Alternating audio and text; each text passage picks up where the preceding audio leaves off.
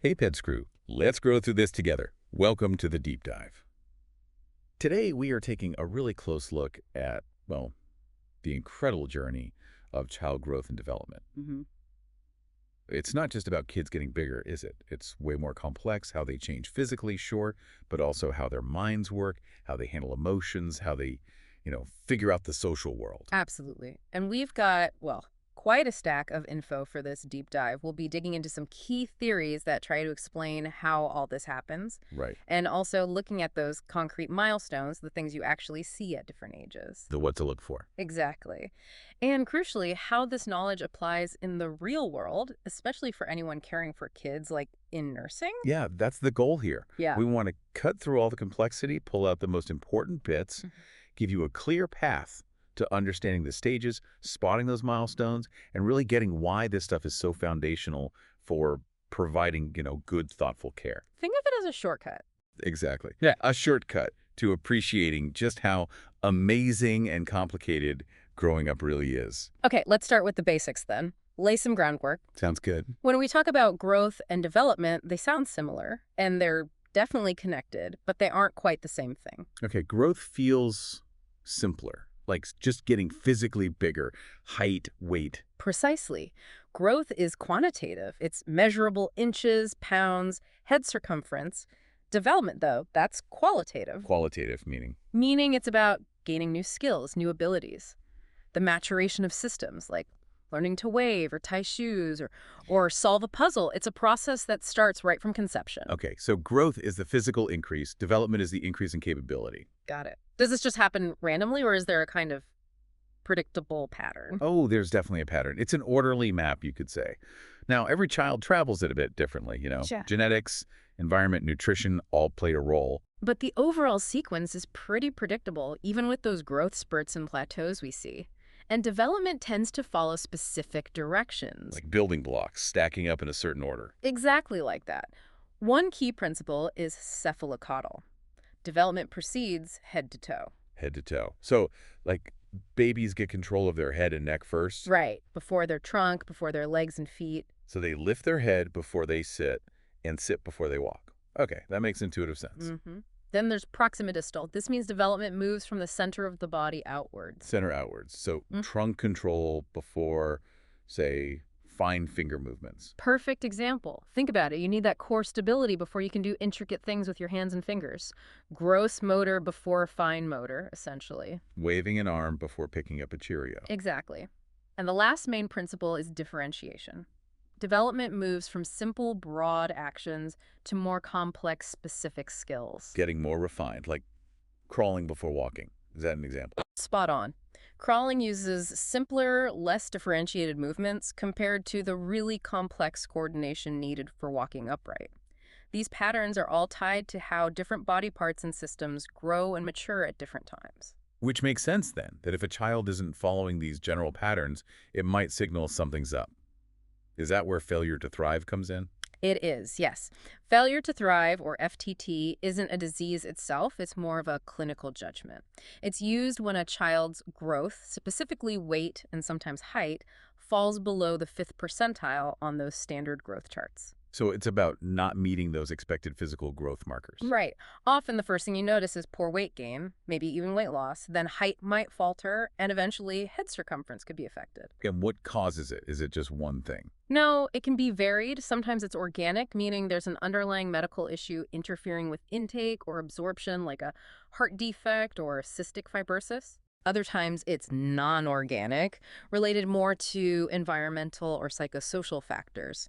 Things like improper feeding, maybe lack of bonding or stimulation, or significant family stress impacting care. So it could be physical or related to the care environment. Exactly. Understanding these basic principles, the patterns like cephalocaudal, the benchmarks like growth charts, it gives caregivers that crucial framework. It helps you know what's generally expected so you can spot potential deviations early. Right. It helps you recognize when things might be going off track. Okay, so with that basic map, let's talk landmarks, milestones, the things we can actually see kids doing at different ages, especially those really busy early years. Milestones are fantastic signposts. They show us what typical development looks like in action. Let's run through some key ones for infants and toddlers based on our sources. Let's do it. Birth to 1 month. Pretty basic still, right? Very basic, mostly reflexive. But you'll see things like maybe opening fingers slightly, arms and legs moving together, kind of jerky. Yeah. When they're on their tummy, they might hold their chin up just for a second, just figuring out they have limbs. Pretty much. Then 2 to 3 months, things get a bit more purposeful. They might grasp a toy placed in their hand. Their eyes can follow something past the midline. Cracking. Yeah. And you might hear coos, see them blowing bubbles. Tummy time gets better, raising their head and chest more, supporting on forearms, kicking more strongly. Okay, starting to interact a bit more intentionally. What about 6 to 8 months? Feels like a big jump happens then. It is a huge window for coordination. They'll bang objects together, pass things from hand to hand, and you start seeing that pincer grasp developing. The thumb and forefinger for picking up small things. That's the one. Huge for self-feeding later. Gross motor-wise, they're usually rolling over reliably. Many can sit unsupported by around 7 or 8 months. Wow, sitting up. And they'll start supporting their weight on their legs if you hold them up. Big moves towards getting mobile. And then the 1-year mark. 1 year is often when mobility and using objects really click. Fine motor. Holding a crayon, maybe making some marks. Using objects the way they're intended, like a cup for drinking, maybe putting blocks in a bucket. Okay. Gross motor. Pulling themselves up to stand, cruising along furniture. And maybe, just maybe, those first independent steps. Such an exciting time. You mentioned reflexes earlier. How do they fit in? Aren't they milestones too, in a way? They absolutely are, especially for assessment in infancy. These are involuntary responses babies are born with, and they should disappear as the brain matures and voluntary control takes over. Like the startle reflex. Exactly, the Moro or startle reflex. That one, and the tonic neck or fencing reflex, usually fade by about 4 to 6 months. Babinski's, where the toes fan out when you stroke the foot, typically disappears by 1 year. And why is it important to know when they should disappear? Well, the source gives a great example. A mom worried because her 4-month-old still startles easily. Knowing the Moro is normal at 4 months provides reassurance. Okay, good point. But conversely, if a reflex doesn't disappear when it's supposed to, like if you still see a strong Moro reflex at, say, 9 months, that can be a red flag. It might suggest a neurological issue or developmental delay. So knowing the timeline helps distinguish normal from potentially concerning. That makes perfect sense. Knowing the typical pattern is key for interpretation. And anticipating these physical milestones, like rolling or crawling or walking, must be absolutely crucial for safety, right? As they gain abilities, they gain new ways to get into trouble. Absolutely. Safety precautions have to evolve with the child's development. For infants, birth to 1 year, number 1 rule. Never leave them unattended on a high surface. That first roll can happen unexpectedly. I bet. Once they're mobile, you need baby gates, maybe padding on sharp corners. Cribs need to be totally clear, no bumpers, no loose blankets. Keep all cleaning supplies, meds, hot liquids completely out of reach.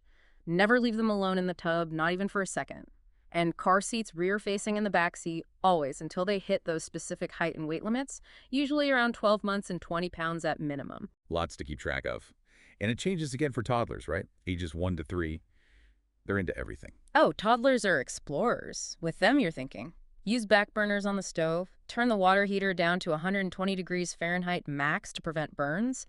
Supervision needs to be constant, especially near stairs, water, playgrounds. And choking. I hear that's a big one. Huge. Their chewing isn't mature yet, so you have to be careful with small, round, hard, or sticky foods. The list includes things like hot dogs, whole grapes, nuts, raw carrots, hard candy, marshmallows, popcorn. Wow, yeah. Some surprising ones there. Definitely. Also, secure firearms unloaded and locked. And they still need to be in a proper car seat until at least age 4, sometimes longer depending on size. That choking list is really eye-opening. It shows how safety isn't just common sense. It's directly linked to what a child can physically do or try to do at that stage. Precisely. Understanding the milestones helps you anticipate the risks. Okay, physical roadmap, milestones, safety, check. But what about the inner world? How kids learn to think, how personalities develop. This is where we get into the big theories, right? The why and how. Exactly. And for understanding cognitive development thinking, reasoning Jean Piaget is really the cornerstone. His big idea was that children's minds develop through distinct sequential stages. They don't just know less than adults, they think differently. So a 4-year-old's brain isn't just a mini adult brain. It operates on different principles. Precisely. Piaget saw kids as active learners. Little scientists constantly trying to make sense of the world. They adapt by taking in new info, fitting it into what they already know, assimilation, or changing their existing ideas to fit the new info, accommodation. Okay. And the first stage? Sensoromotor. Birth to about 2 years. Learning happens entirely through their senses and physical actions. Touching, tasting, looking, moving. Exactly, putting everything in their mouths, like we said. They progress from basic reflexes to repeating actions they find interesting, and eventually, by the end, they start using simple symbols. A really critical achievement here is object permanence. Ah, yes. Knowing something exists even when you can't see it. Right. Usually develops around 8-12 months. That's why peekaboo is so endlessly fascinating to babies. It totally is. It plays right into that developing understanding. After sensoromotor comes the preoperational stage, roughly ages 2 to 7. Preschool years. Yep. Language just explodes here. They use symbols, words, pretend play objects, but their thinking is still very focused on the present, heavily influenced by fantasy, and importantly, it's egocentric. Egocentric, meaning they literally can't see things from someone else's perspective. Exactly. They assume everyone sees, thinks, and feels exactly what they do. And this has huge implications for how we interact with them, especially in potentially stressful situations like healthcare. Well, the source points out you can't just lecture a preoperational child. Abstract explanations don't work well. You need to tap into their concrete world and their viewpoint. Things like role-playing with dolls, therapeutic play, letting them touch safe medical equipment that works because it lets them process through doing and seeing from their perspective. That makes sense. You have to meet them where they are. And think about that example from the source, the 4-year-old whose sibling is sick. Right. With egocentrism and magical thinking, she might genuinely believe she caused the illness because they fought yesterday. She can't grasp germs or biology yet. Her world operates on connections she makes, which can lead to misplaced guilt. Wow. That really highlights how different their thinking is. Yeah. It's not being selfish. It's a developmental stage. What comes after preoperational? Concrete operational, roughly 7 to 11 years. Thinking gets much more logical, more organized, but it's still tied to concrete, real-world things they can see or manipulate. So less fantasy, more reality-based logic. Yes. They can classify objects, put things in order, understand conservation, like knowing the amount of water stays the same even if you pour it into a taller, thinner glass. The classic conservation tasks. Right. So in terms of application, you can teach a child in this stage about, say, their asthma. Let them ask questions, have them explain it back to you. They can mentally work with that concrete information. They can process it more actively. Okay. And the final stage. Formal operational, starting around 11 or 12 and continuing into adulthood. This is where abstract thought really kicks in. They can think hypothetically, reason about possibilities, use deductive logic, consider multiple viewpoints. They're not tied to the concrete anymore. So they can think about what-ifs and complex ideas. Exactly. With adolescents, you can have much more complex discussions about health, consequences of choices, disease processes. They can understand abstract links between behavior and outcomes. They get that the sibling's illness wasn't their fault. They understand biological causality. That's a huge shift, from magical thinking to abstract reasoning. Okay, Piaget covers the thinking part. What about personality, motivations, the why behind behavior? For that perspective, we often look back at Sigmund Freud's psychosexual theory. Now, Freud's ideas are complex, sometimes controversial, Definitely hear that a lot. but they offer a historical lens on how early experiences might unconsciously shape us. His core idea was about psychosexual energy, or libido, a broad, pleasure-seeking drive focusing on different body parts, or erogenous zones at different ages. And he believed that if needs weren't met appropriately at a certain stage, a person could become fixated. Okay, and he had those components of personality too, right? Ego? Yes, the IDA, primitive, instinctual pleasure principle present from birth. The ego develops to mediate between the id's desires and the demands of reality. The superego, the internalized moral conscience, develops later. Got it. And the childhood stages. Briefly, oral stage, birth 1 year. Focus on the mouth sucking, feeding. Anal stage, 1 to 3 years. Focus on elimination, control, toilet training. Phallic stage, 3 to 6 years. Focus on genitals, curiosity, gender identity, the Oedipus-Electra complexes. Latency stage, 6-11 years. Sexual drives become less active. Focus shifts to social skills, learning. And then the genital stage, 12 plus years. Mature sexuality and relationships. So something like toilet training in Freud's view wasn't just about bladder control. Exactly. The anal stage highlights this. Freud thought the way toilet training was handled too strict, too lenient, could potentially influence later personality traits, like being overly neat or messy. While we might not fully subscribe to the personality link today, the source does rightly emphasize that developmental readiness for toilet training is key, not just age, which is a very much current best practice. Interesting perspective. Okay. Another major player focuses more on the social and emotional side, right? How kids develop a sense of self and relate to others. Right, that would be Erik Erikson and his psychosocial development theory. Erikson built on Freud, but shifted the focus and extended development across the entire lifespan. He proposed 8 stages, each defined by a central psychosocial crisis or challenge. Successfully resolving each crisis helps build a healthy personality and positive relationships later on. A crisis at each stage, like a conflict. Yes, a tension between 2 outcomes. For childhood, the key stages are first, trust versus mistrust, from birth to about 1 year. Learning if the world is safe. Precisely. If caregivers consistently meet the infant's needs with warmth and reliability, they develop basic trust. If care is harsh, inconsistent, or neglectful, mistrust develops. Play at this stage is mostly solitary. That foundation of trust seems so incredibly important. It really is. Next is autonomy versus shame and doubt, roughly 1 to 3 years. Toddlers are all about gaining control, walking, talking, and especially toilet training. They want to do things themselves. The me-do-it stage. Exactly. If caregivers support their budding independence within safe limits, they develop autonomy. If they're constantly criticized or over-controlled, they develop shame and doubt their own abilities. Play here is often parallel kids playing near each other, but not really with each other yet. Okay, I recognize that. What about the preschool years, 3 to 6? That's initiative versus guilt. Preschoolers are exploring, trying new things, taking initiative in play and social interactions. They're developing a sense of purpose and also starting to develop a conscience, learning right from wrong.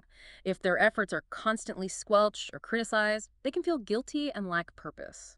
Play moves towards associative, more interaction, maybe sharing materials, but not super organized with rules yet. They're becoming little explorers and learning social rules. And school-age kids, 6 to 12.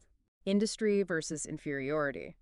Now the focus shifts to competence, learning skills valued by society and school, with peers. They want to achieve, make things, follow rules. Success leads to a sense of industry, feeling capable.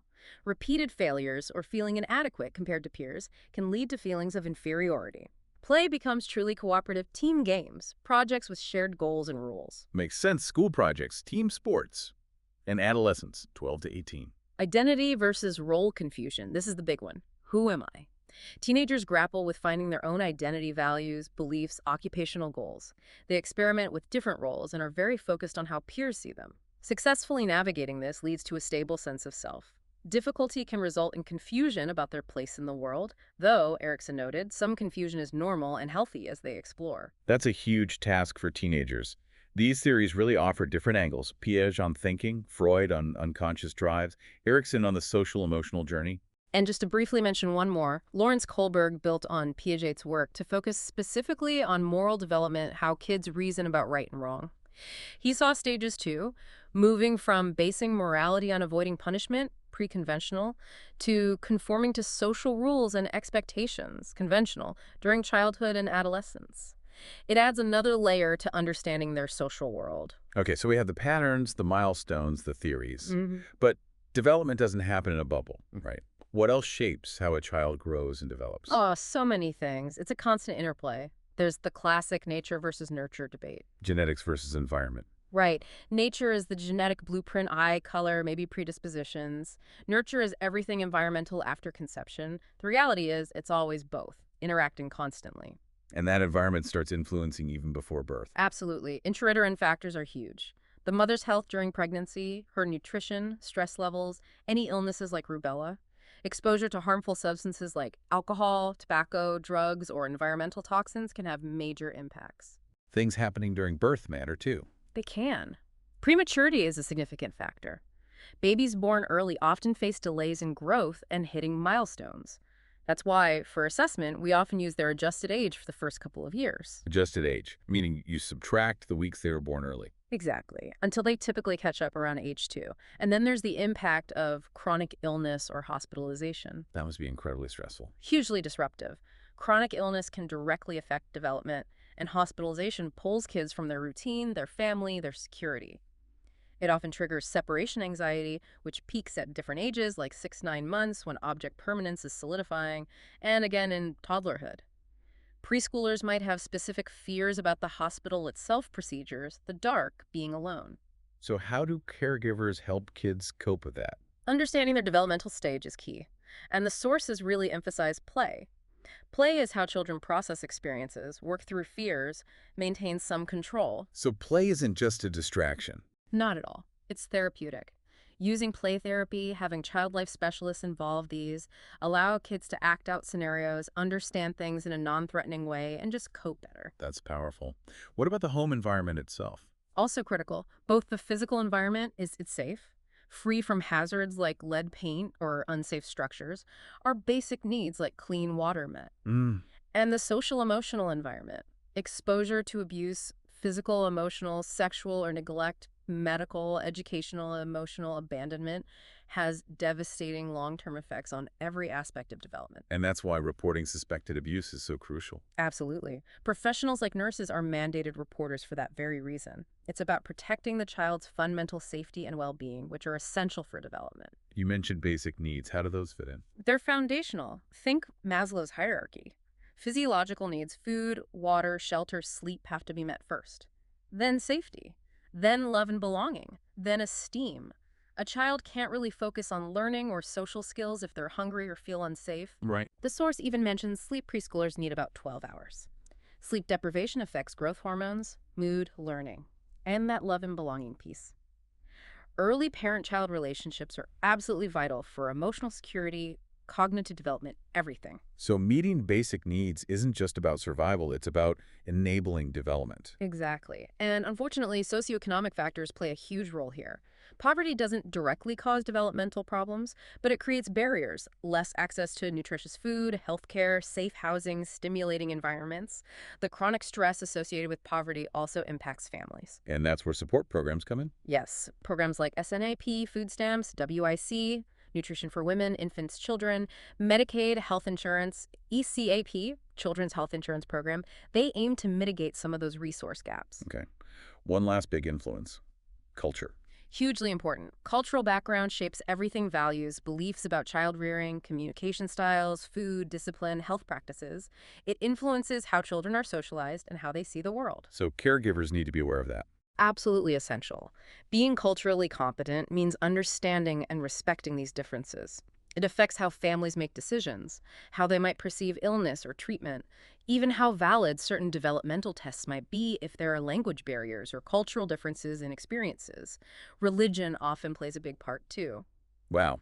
Okay, so genetics, prenatal factors, birth, illness, home environment, abuse, neglect, basic needs, socioeconomic status, culture.